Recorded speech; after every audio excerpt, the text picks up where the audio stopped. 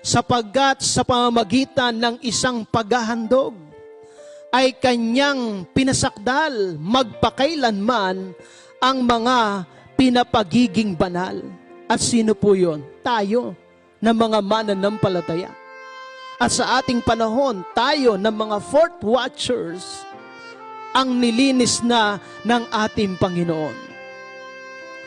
Paano pa tayo magkakaroon ng lubos na pananampalataya? Doon pa rin po sa Hebrews chapter 10 verse 22, let us draw near with a true heart in full assurance of faith, having our hearts sprinkled from an evil conscience and our bodies washed with pure water. It symbolizes baptism. Kaya nilinis ang ating puso at tayo ay hinugasan sa pamamagitan ng bautismo. Kaya po tayo ngayon, may lubos na pananampalataya sa ating paglapit sa Diyos sapagkat tayo ay katanggap-tanggap na sa ating Panginoon.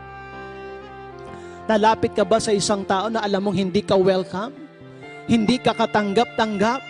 Wala kang lakas ng loob na humarap sa Kanya. Pero sa biyaya ng Panginoon, tayo po ay nilinis na mula sa isang masamang budhi at tayo ay hinugasan na